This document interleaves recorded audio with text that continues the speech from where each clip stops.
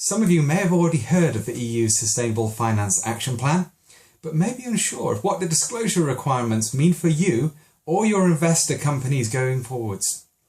For others, this may be entirely new, and that's okay. So what's new? Well, from the 10th of March 2021, new mandatory obligations are being introduced requiring the disclosure and management of ESG risks for funds, issuers and fund managers, as well as large publicly listed companies. So how did this all come about? Well, back in 2015, a number of international agreements were finalised. We'll all remember the Paris Climate Agreement in COP21, as well as the UN Sustainable Development Goals, or SDGs. So as part of the EC's commitment to achieving these goals, it developed an action plan on sustainable finance, which seeks to promote sustainable investment in the EU in line with global climate change commitments.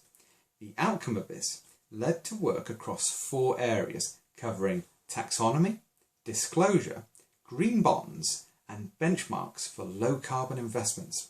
Today we'll focus on the second of these areas and introduce ESG disclosures.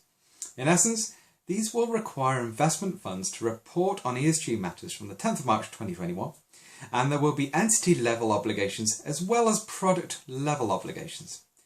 At the entity level, investors will need to explain how ESG risks are factored into their decision-making processes.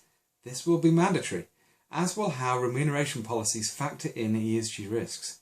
There will also be a requirement to explain how impacts on ESG matters are built into the due diligence processes for each one of their funds, but this time on a comply or explain basis.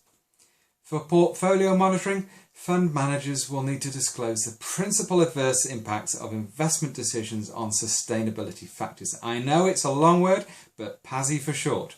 It comprises 16 environmental, 16 social, plus 1 additional indicator from each category, or alternatively, explain why they don't consider them. At the stewardship and engagement end, fund managers will need to consider how they disclose the actions taken and engagement policies in place to avoid or reduce the PASIs, or explaining their reason otherwise. For financial products, it's a similar scenario of mandatory reporting on how ESG risks will affect returns on each of their funds, but also that where products are sold with an ESG credential or bias, how these are light green or dark green products. So what does this all practically mean for investors and corporates? Well, for all funds, the disclosure regulations will affect how a company conducts its due diligence, portfolio monitoring, and investee company stewardship and engagement. In the case of ESG funds only, portfolio construction may also need to be revisited. Further considerations include whether funds are subject to any environmental or social characteristics or comprise sustainable investments as their core objective, otherwise known as Article 8 or Article 9 funds respectively.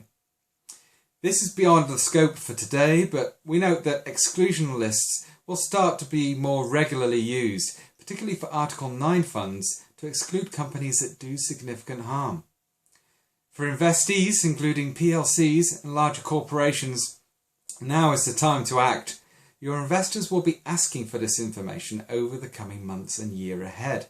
Needless to say, a lack of response could result in poor ESG rankings and potential limitations on access to funding. So in summary, there's plenty to consider, and in my own view, as we've seen before, financial performance is often closely tied to ESG performance. Those companies best organised to respond will be the ones that retain that competitive edge. So that finalises today. Should you have any questions on how best to prepare your organisation for the challenges ahead, please feel free to contact me directly, either through the RPS website or through LinkedIn. Thank you for listening.